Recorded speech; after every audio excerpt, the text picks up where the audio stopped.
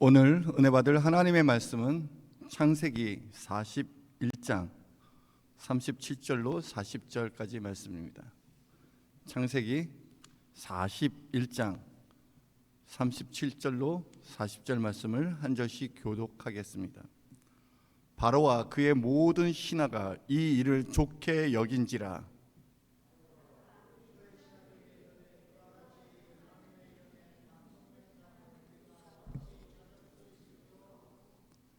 요셉에게 이르되 하나님이 이 모든 것을 내게 보이셨으니 너와 같이 명철하고 지혜 있는 자가 없도다.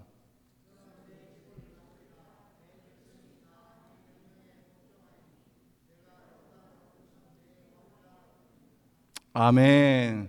우리 옆사람과 인사하겠습니다. 만나서 반갑습니다. 환영합니다. 사랑합니다. 오늘 정말 이 몽고메리에 첫눈이 내렸습니다. 눈발이 이렇게 나오는데 정말 특별한 날이기도 합니다. 이런 눈이 오는 날에 또 우리 사랑하는 성도들 함께 모여 예배하게 하신 하나님께 찬양과 감사와 영광을 올립니다. 정말 우리가 2022년 새해를 시작하면서 하나님이 주신 소망을 붙들고 살아가는 것이 얼마나 모릅니다. 만일 우리가 희망이 없다면 그의 삶의 열정과 감동을 잃어버린 껍데기만 사는 인생이 될 것입니다. 사람들은 자기가 바라는 그 어떤 것에 삶의 희망의 끈을 붙들고 살아가고 있습니다. 오늘보다는 내일이 좀 더 낫겠지 하면서 기대하고 있습니다. 삶에 희망이 만약에 없다면 우리 삶은 결코 만족할 수 없을 것입니다. 사람은 떡으로만 사는 존재가 아닙니다. 사람은 밥을 많이 먹는다고 행복한 삶을 사는 것이 아닙니다. 우리는 내일의 꿈을 먹고 살아가는 존재입니다. 왜냐면요, 꿈과 소망은 하나님께로부터 오기 때문에 그렇습니다. 하나님의 예언의 말씀과 약속의 말씀이 우리의 참된 소망이고 꿈이고 비전이 됩니다. 성경은 그래서 우리가 하나님이 주시는 그 입에서 나오는 말씀으로 말미암아 살 것이다 라고 말씀하고 있습니다. 우리가 하나님의 말씀에 귀를 기울이는 것은 하나님께서 주신 소망이 진짜이기 때문입니다. 결코 헛된 꿈이 아닙니다. 왜냐하면 하나님께서 주신 꿈과 소망은 반드시 하나님께서 이루시기 때문입니다. 그리스도인은 하나님의 약속을 믿고 살아가는 자들입니다. 이 땅의 삶이 전부가 아닙니다. 그리고 죽음으로 끝나는 게 아니라 영원한 산 소망을 가진 자입니다. 그리스도인은 이 땅에 살면서 하나님의 나라를 바라보며 살아가는 자입니다. 하나님이 행하실 새 일을 믿음으로 바라보는 자는 바로 꿈과 비전을 가지고 살아왔던 자들입니다. 하나님의 꿈을 가진 자들은 항상 새로운 시대를 열었습니다.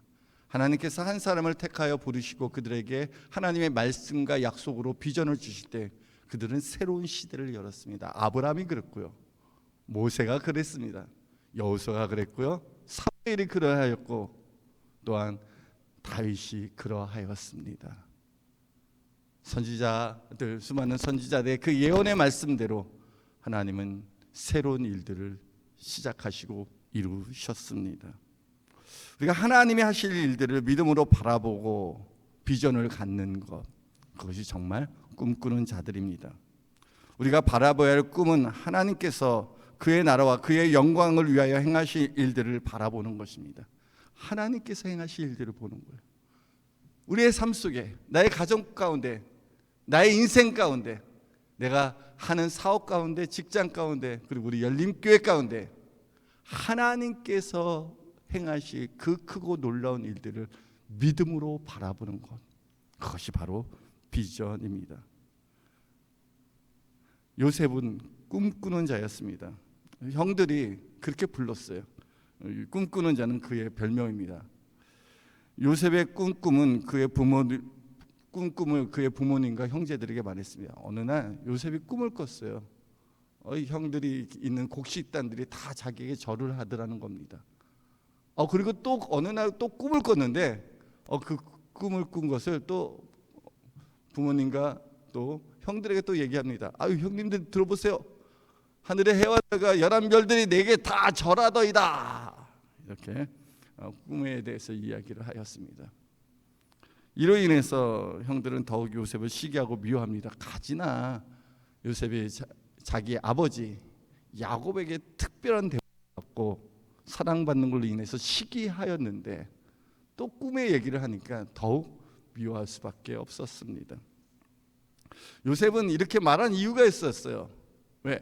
자기가 이 꿈을 반드시 이루어질 거라는 기대와 확신이 있었기 때문입니다. 그가 그 꿈을 말한 의도는 그 꿈대로 이루어질 것이라는 기대 때문이었습니다. 아버지의 특별한 사랑을 받고 장자와 같이 대우받는 특권으로 인해서 그의 꿈이 이루어질 거라고 생각하였습니다. 요셉 자신도 꿈을 가진 자이고 형들도 요셉이 꿈이 있다는 것을 알고 있었습니다. 여러분들 우리도 그렇지 않았을까요?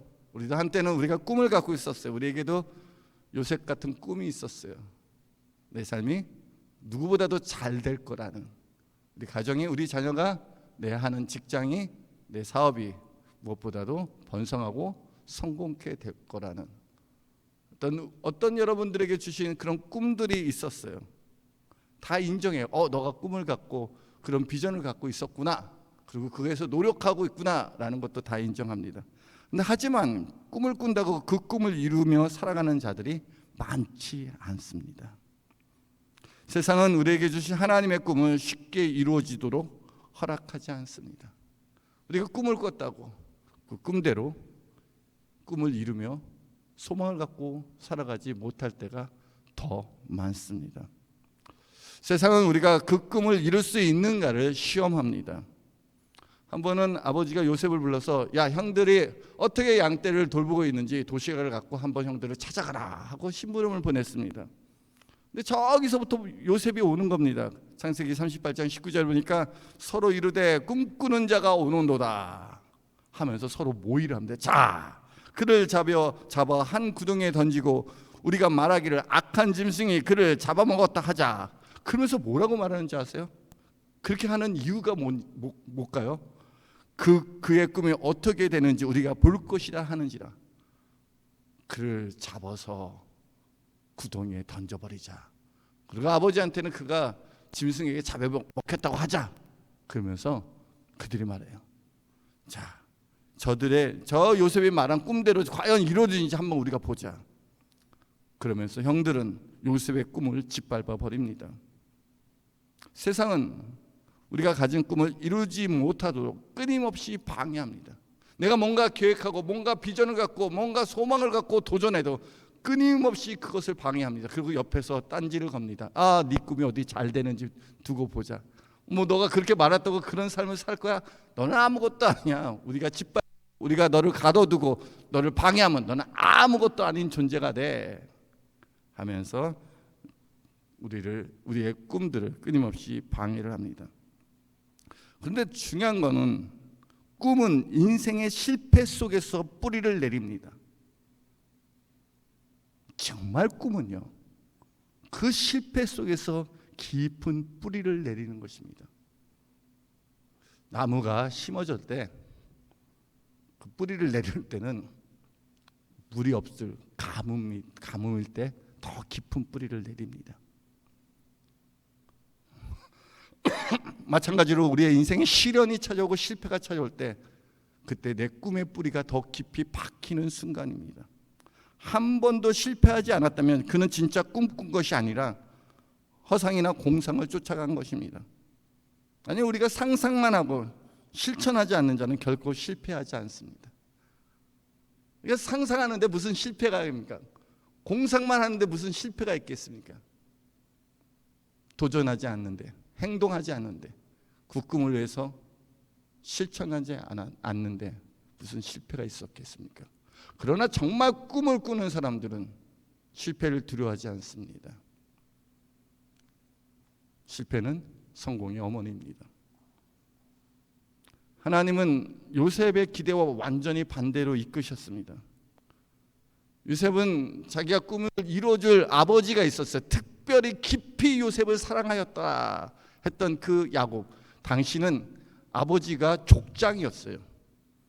그러면 이 요셉은요, 아버지의 특별한 사랑을 받아 옷도 다른 색깔이 있는 채색 옷을 입혔습니다. 이는 그가 우리 집안에 장자권을 가진 자라는 그런 의미를 상징하였어요. 우리나라 왕을 물려줄 세자처럼 책봉된 자예요. 그러하였기에 요셉은 자기가 가진 특권으로 말미암아 내가 하나님이 보여준 이 꿈이 반드시 이루어질 거다. 다 우리 형제들이 내게 절할 것이고 온 만방들이 내게 와서 절을 할 것이다. 그랬던 요셉이 자기가 의지했던 모든 것이 하루아침에 다 사라져버린 거예요. 그 배경이 다 사라져버렸어요. 그가 의지할 자가 다 사라져버렸어요. 누구도 요셉을 도와줄 사람이 없어요. 하루아침에 거의 왕자처럼 살았고 특권을 누리면서 살았던 요셉이 노예로 전락하게 되었습니다. 그것도 노예로 팔려 먼 애굽 땅으로 가게 되었습니다. 사랑하는 성도 여러분, 여러분들은 내가 가진 꿈과 소망이 어떻게 이루어지길 기대했습니까? 나는 교육을 많이 받았어. 난 공부를 많이 했기 때문에 나는 분명 꿈을 이룰 수 있을 거야. 아니야, 우리 집안은 너무 좋아. 그래서 엄마 아빠가 나를 도와주면 내 꿈은 이루어질 거야. 혹시 그렇게 기대하지 않았습니까? 나는 돈을 많이 벌었기 때문에 이제 나는 꿈을 이룰 수 있어. 나는 사회적으로 여러 공로를 행했기 때문에 나는 꿈을 이룰 수 있어. 내가 가진 그런 경력과 실력을 인정받고 사람들에게 인정받았기에 나는 꿈을 이룰 수 있어. 이렇게 하고 있지는 않습니까? 우리가 정말 꿈을 이루기 위해서 정말 의지했던 것이 무엇입니까? 어쩌면 많은 사람들이 학연이나 지연이나 혈연을 쫓아서 그것들로 인하여 자기의 꿈을 이루어 보려고 애쓰고 노력하고 있습니다. 그런데 만약 내가 의지했던 모든 것이 사라진다 해도 당신은 여전히 꿈을 꾸며 미래를 소망할 수 있습니까? 그동안 내가 했던 모든 일들이 물거품이 되었어요. 내 꿈을 이루어질 거라고 생각했던 사업이 실패했어요.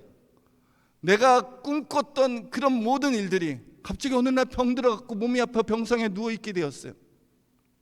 내가 기대했던 부모나 자녀들이 그들을 통해서 내가 꿈을 이루어야겠다고 생각했는데 오히려 그들이 나를 떠났어요.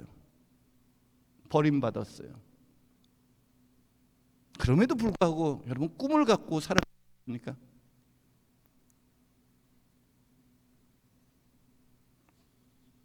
우리가 이루어야 할 꿈은 때로는 처절한 실패 속에서 싹이 트게 됩니다.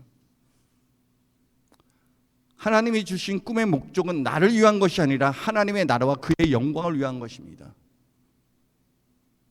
여러분, 꿈이라는 것이 우리가 어쩌면 어떤 사람들에게는 꿈이 잘 먹고 잘 사는 게 꿈일 수도 있습니다. 근데 그게 정말 꿈일까요? 그렇다면 오늘 우리 미국에서 살아가는 많은 분들이 이미 다 꿈을 이뤘어요. 여러분, 잘 먹고 잘 살지 않습니까? 먹을 거 하루 세 끼 다 먹고 배고프며 줄이며 살진 않지 않습니까? 그게 우리의 궁극적인 목적이 아니잖아요. 그것이 우리의 비전과 꿈이 될 수는 없잖아요. 정말 하나님께서 우리에게 주신 진정한 꿈은 그의 나라와 그의 영광을 위하여 우리를 하나님의 꿈에 초청하시는 것입니다. 하나님께서 요셉에게 주고 싶은 꿈은 살리는 꿈이었습니다. 하나님께서 아브라함에게 약속한 것처럼 너의 자신으로 온 민족이 복을 받을 것이다. 그 아브라함에게 약속한 하나님의 꿈을 아브라함의 자손 중에 하나였던 요셉을 통해서 이루고 싶었던 것입니다. 하나님께서 요셉을 통하여 가족을 살리고 나라를 살리고 온 민족을 살리게 하였습니다. 어쩌면 요셉이 가진 꿈은 소박했어요. 내가 이 가문을 일으키고 내가 그 가문의 우두머리가 되어야겠다라고 생각했지만 하나님은 요셉에게 그 더 큰 소망과 비전과 꿈을 주셨습니다. 하나님께서 상상할 수 없는 놀라운 꿈을 이루게 하셨어요. 요셉이 이것이 하나님이 행하시는 일인 걸 깨달았어요. 야, 내가 총리가 되고 내가 이렇게 엄청난 할 수 있는 영향력을 가진 인물이 된 것은 이것은 내가 한 것이 아니다. 하나님이 자신의 행하실 하나님의 일을 나를 통해서 이루신 거라는 것을 깨닫게 되었어요. 요셉이 나중에 형제들을 만납니다. 형제들에게 형님들, 내가 당신이 옛날에 팔았던 그 아우 요셉입니다. 왜 총리가 되었던 그 요셉을 형들이 만났을 때 얼마나 당황하고 깜짝 놀랐는지 그 앞에서 부들부들 떱니다. 그때 창세기 45장 5절에 보니까 당신들이 나를 이곳에 팔았으므로 근심하지 마소서, 한탄하지 마소서. 그러면서 뭐라고 말하는지 아세요? 하나님이 생명을 구원하시려고 나를 당신들 앞에 보내셨나이다. 이거 당신들이 한 거 아니에요. 하나님이 생명을 구원하기 위해서, 생명을 살리기 위해서 하나님이 나를 이곳에 보내주셨다는 겁니다. 알고 봤더니 하나님은 요셉을 통해서 그 먼 곳까지, 낯선 곳까지 그 노예로 감옥살이 하게 하는 모든 과정들은요, 하나님의 선하신 일을 이루기 위한 놀라운 계획이었다는 것입니다. 요셉의 형통함은 오직 하나님의 은혜와 축복 때문입니다. 요셉이 그가 무슨 배경이 있어서, 기술이 있어서, 능력이 있어서, 아니면 인맥이 있어서, 교육을 잘 받아서, 가문이 좋아서 그 꿈을 이룬 것은 결코 아니었습니다. 그가 생명을 살리는 그 놀라운 꿈을 이룬 것은 바로 하나님의 은혜와 축복으로 하며 그의 삶이 형통하였기 때문이었습니다.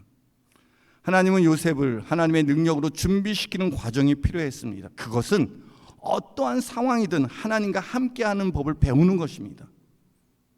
노예로 팔려갔어도, 억울하게 누명을 썼어도, 그가 감옥에 갇혀 있어도, 그가 잊혀진 존재가 되어도 그는 하나님과 함께 하였습니다.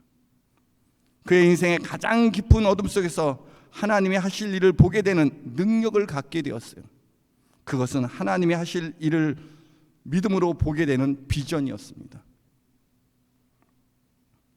요셉은요, 그가 어떠한 상황에 있어도 그의 중심은 호람대오, 하나님 앞에서의 삶이었어요. 어느 날 그가 애굽의 보디발의 집에 노예로 팔려갔어요. 얼마나 열심히 하였던지 사람들에게 인정을 받았어요. 왜? 그가 하는 일마다 다 형통하였고, 보디발조차도 야, 너가 하는 일마다 하나님께서 너에게 복을 주심으로 우리의 소유가 풍성하여졌다 하면서 사실 그 노예의 어떤 그런 노예 총무격으로 가장 높은 위치를 두었어요.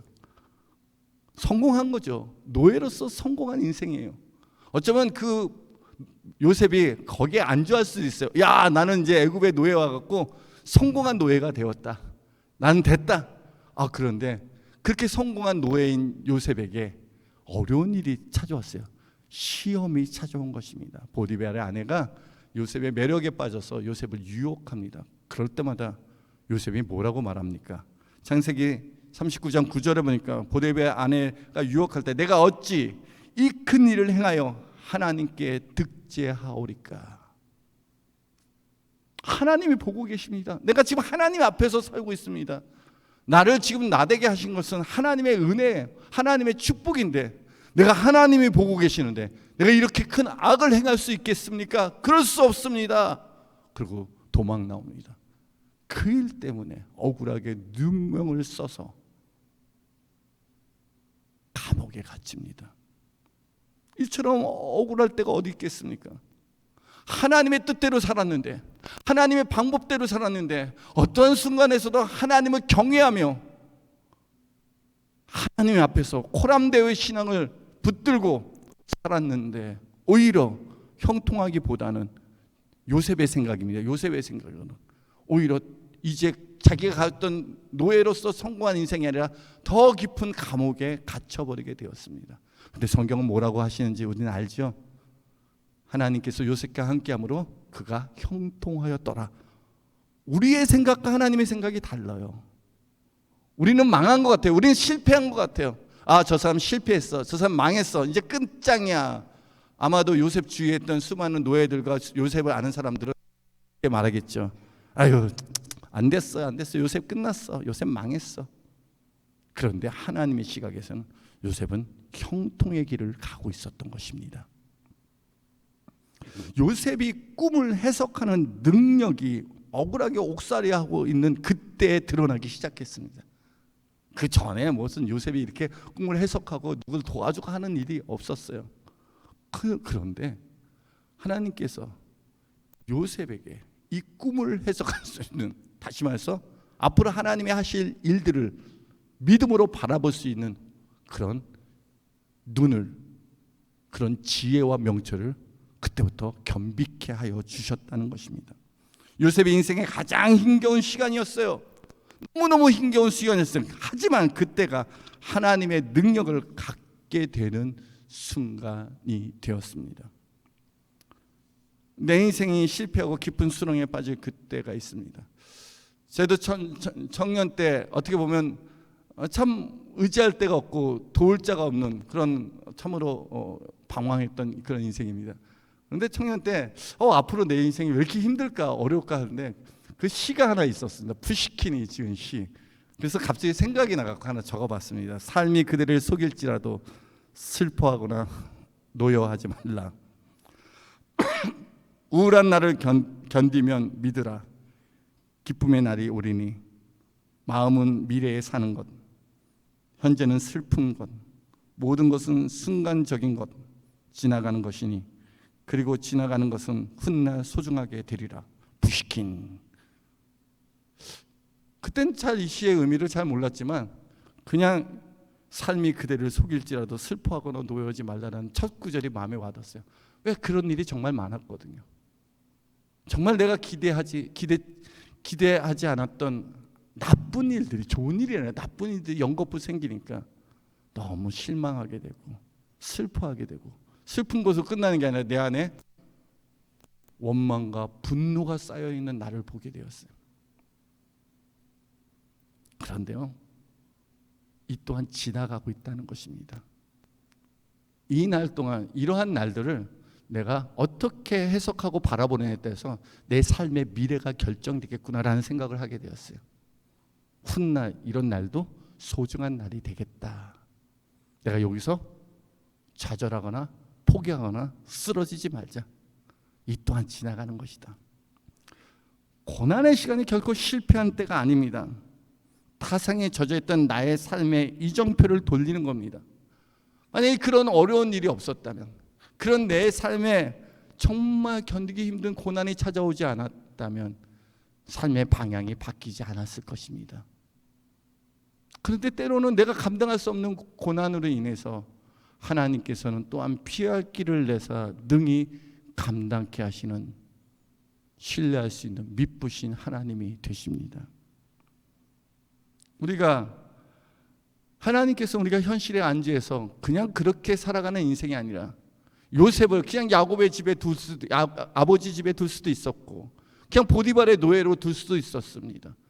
아니면 그냥 감옥에 그냥 가둬둘 수도 있었습니다. 그런데 하나님은 항상 그 요셉의 인생 가운데 더 큰 하나님이 하시고자 하는 놀라운 일들을 가지고 요셉을 인도하여 주셨습니다.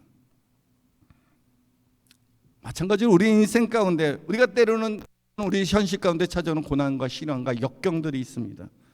근데 이로 인해서 우리가 내일의 소망을 바라보며 꿈꾸게 하십니다. 지금 그런 시간을 갖고 있습니까? 나의 인생은 너무 힘들어. 예, 정말 삶이 이렇게 나를 속이고 이렇게 슬퍼하고 노여하게 하지? 라고 생각하는 그때가 하나님이 지금 일하고 계실 때입니다. 하나님의 일하심을 기억하시기 바랍니다. 누구에게 하나님의 하실 일을 깨닫게 하십니까? 요셉이 그 깊은 감옥에 있을 때 요셉이 술 맡은 간원장과 떡 맡은, 당시에 그런 술 맡은 떡 맡은 간원장들은 오늘날 비서실장 같은 그런 중책을 맡은 왕에게 조언하는 사람들입니다. 그 사람들이 어찌 된 일인지 요셉이 있던 감옥에 들어가게 되었고요. 그리고 두 사람이 동일한 꿈을 꿉니다. 근데 요셉은 이 술 맡은 간원장은 복직이 될 것이고 떡 맡은 간원장은 죽을 것이라 그렇게 꿈을 해석해 줍니다. 그리고 요셉은 술 맡은 관장에게 당신이 복직되면 내가 이렇게 억울하게 살았는데 좀 왕에게 얘기해서 나를 풀어주십시오라고 말했지만 아무런 연락이 없었어요. 왜? 하나님의 때가, 하나님의 시간이 필요했기 때문입니다.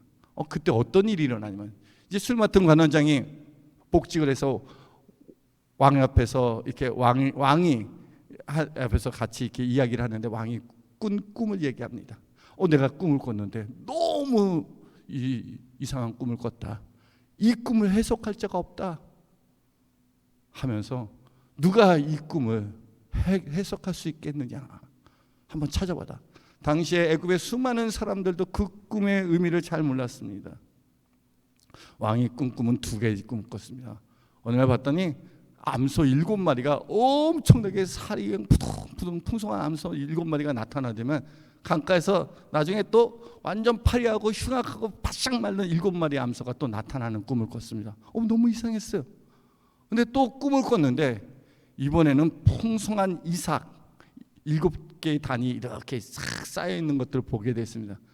그 다음에 다시 7개의 바싹 마른 이삭을 보게 되는 꿈을 꿨어요.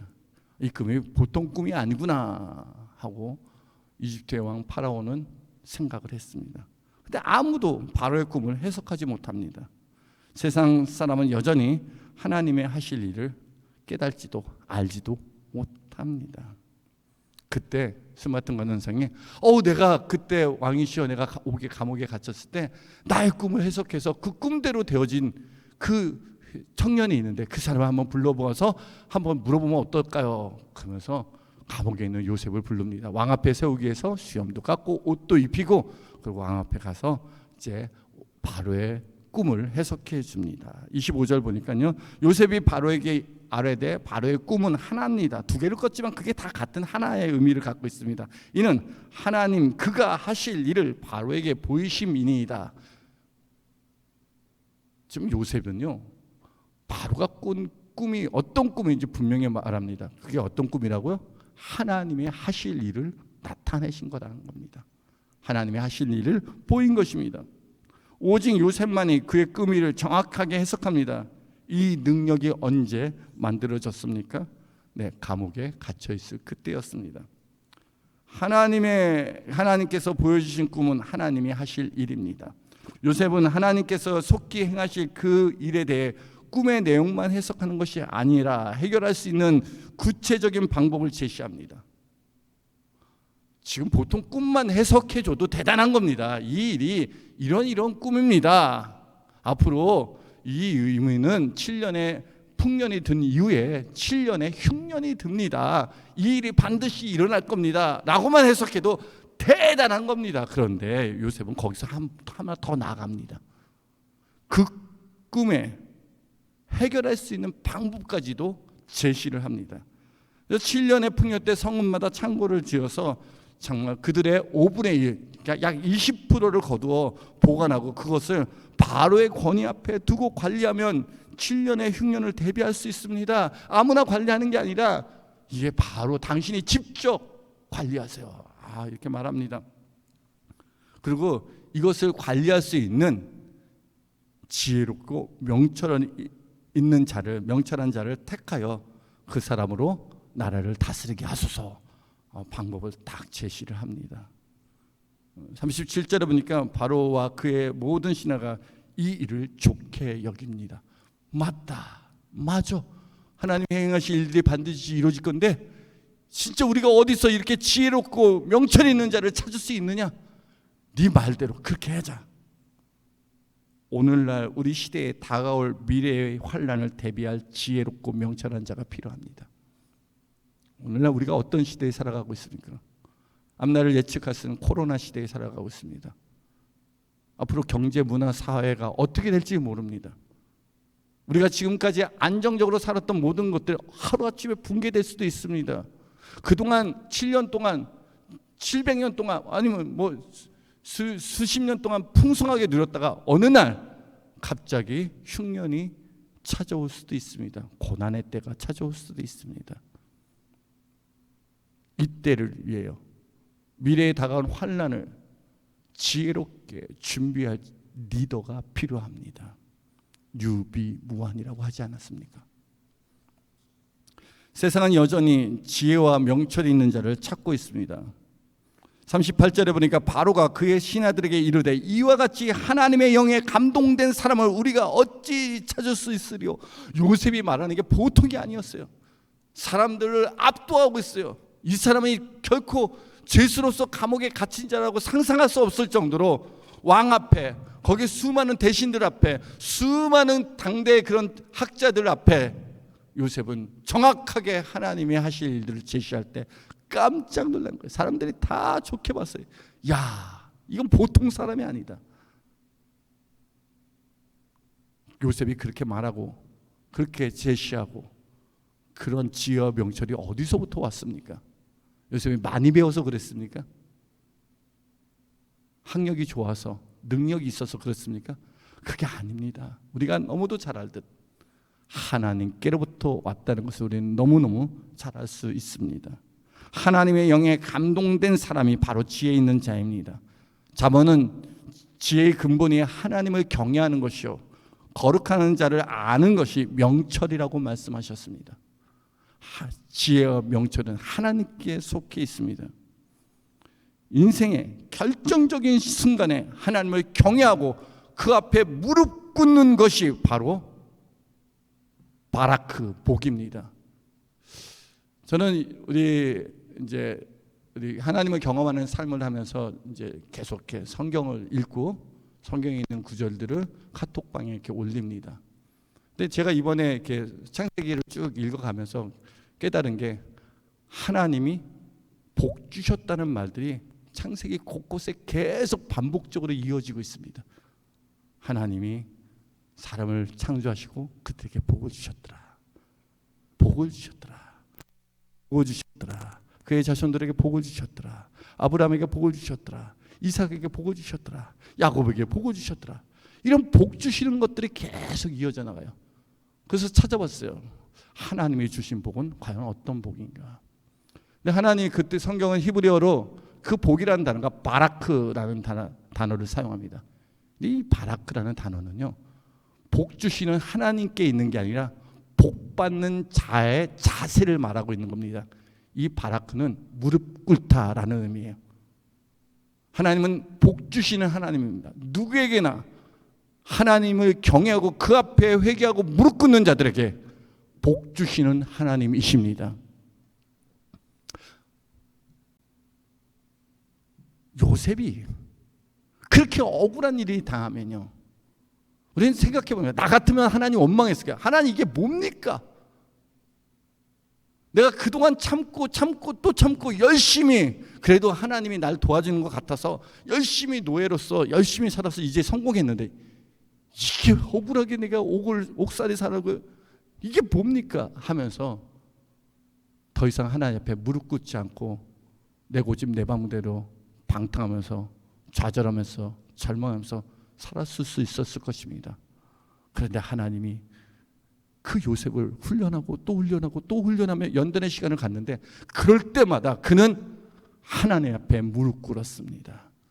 하나님의 뜻대로 순종할 때마다 하나님께서 그에게 지혜와 명철과 성령의 능력으로 영감을 주셨습니다.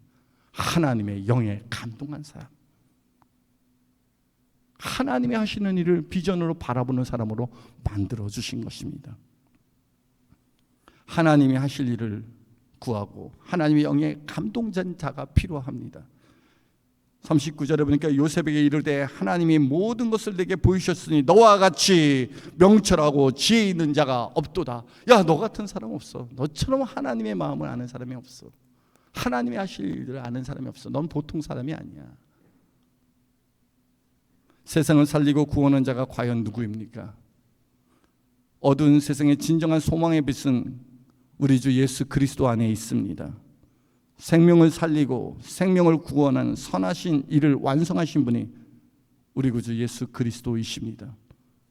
오직 예수님을 구주로 영접하고 하나님의 영으로 충만한 그리스도인들이 하나님이 주신 비전을 갖고 세상을 살리는 일에 헌신할 수 있는 것입니다.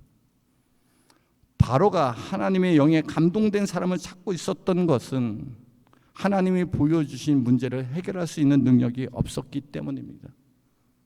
세상 사람들도 진단을 할 수 있습니다. 세상 사람들도 앞으로 어떻게 될 수 있는 어려움과 위기를 알 수 있습니다. 근데 문제는 그것을 해결할 방법이 없다는 것입니다. 오늘날 세상의 수많은 문제를 해결할 수 있는 진정한 답은 예수 그리스도 안에 있습니다. 오직 하나님의 영으로 충만한 자들이 인생의 문제를 해결할 수 있습니다. 우리가 해결할 수많은 문제 중에 하나가 죽음의 문제입니다. 죽음의 문제를 해결하고 우리에게 영원한 생명을 주시는 그 답은 세상 어디에도 없습니다. 우리 주 예수 그리스도 안에 있습니다. 우리도 하나님의 영에 감동되어야 합니다. 인생을 성공하기 위해서 우리가 노력합니다. 그러나 노력한다고 다 성공하는 것이 아닙니다. 발명한 에디슨이 있죠. 에디슨은 오늘날 인류 발전과 생활 개선에 큰 영향력을 끼친 사람입니다. 오늘 그의 영향력 아래 있습니다. 우리 밝게 전구, 그래서 밤에도 활동할 수 있도록 그런 전구를 발명하지 않았습니까? 오늘 보는 영화나 영상이나 어떤 이런 음성을 녹음하는 이 축음기나 이런 거 다 에디슨이 발명하지 않았습니까? 그리고 발전기나 이런 수많은 문명의 이기를 발명했습니다. 그래서 에디슨은 발명왕, 그리고 천여 개의 그런 발명품이 있었습니다.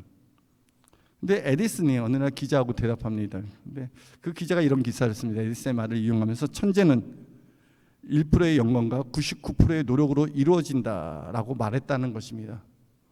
에디슨이 그 기사를 보고 내가 이런 의미로 말하는 것이 아닌데 노력하면 천재가 될 수 있다라고 말한 것이 아닌데 그런 의도가 아니었는데 다시 그 기자를 찾아서 얘기합니다. 야, 사실은 1%의 영감이 없으면 99%의 노력도 소용없다는 것을 말하고 싶었다라는 것입니다. 어떤 일이 100% 돼야지 완성이 됩니다. 우리가 우리의 인생을 아무리 애쓰고 노력하고 힘쓰고 열심히 살아도 그 1%의 영감이 없었다면 아무 소용이 없다는 것입니다. 이 1%의 영감, 그것이 바로 하나님께로부터 오는 것입니다. 하나님 앞에 무릎 꿇고 그를 경외하는 자들에게, 그의 뜻에 순종하는 자들에게 하나님께서는 하나님이 하시는 놀라운 일들을 보여주십니다. 우리 정말 노력 많이 하고 살았습니다. 그런데 더 중요하게 생각하는 것은 바로 1%의 영감입니다. 그것이 하나님 우리에게 주신 비전입니다. 우리가 노력하다가 포기하는 이유가 뭡니까? 비전이 없어요. 그것이 반드시 이루어질 거라는 확신이 없다면 노력하다가도 포기합니다. 그런데 하나님이 주신 비전이 있다면, 이게 내가 이루는 것이 아니라 하나님이 이루는 것이다 라고 확신이 있다면 포기하지 않고 끝까지 집중하며 도전할 수 있는 것입니다. 이는 하나님의 영으로 감동된 마음이요, 하나님이 하시는 일을 반드시 이루어질 거라고 믿음으로 바라보는 비전입니다. 그 1%의 영감이라는 게 뭡니까? 하나님의 영에 감동된 사람이 과연 어떤 사람일까요? 그것은 독생자를 보내신 아버지 하나님의 마음을 깨닫는 것입니다. 선하신 하나님께서 모든 민족에게 복음이 전파되어 온 백성을 죄에서 구원하고 예수 믿고 영생을 얻기를 원하십니다. 이것이 바로 우리를 향한 하나님의 사랑입니다. 진정한 영감은 우리를 향한 하나님의 사랑을 깨닫고 하나님의 마음으로 세상을 사랑하는 것입니다. 이 진정한 영감은 사람을 사랑하는 데 있어요. 하나님이 우리를 사랑한 것처럼 우리가 서로 사랑하고 형제를 사랑하고 이웃을 사랑하는 것이 마땅하도다. 그 일 때문에, 그 일에 비전을 가진 사람들 때문에 인류는 점점점 하나님의 뜻 가운데, 그런 사람들을 통해서 인류는 점점 회복되고 있었습니다. 여기서부터 하나님의 꿈이 시작됩니다. 내가 하고 있는 일이 생명을 살리고 고통 가운데 있는 자를 구원하는 일에 쓰임받게 될 때 그 일을 감당할 수 있는 힘과 능력을 함께 주십니다. 내가 하나님의 그런 영으로 감동되고 하나님의 비전을 보게 될 때 하나님은 그 일을 할 수 있는 능력도 함께 주십니다. 요셉이 총리 될 때 그의 위치는 어디에 있었습니까? 아무도 관심 두지 않는 죄인에 있었습니다. 죄인도 총리되게 하신 하나님께서 우리도 요셉처럼 하나님의 영으로 감동되어 세상을 살리는 자가 되기를 원하십니다.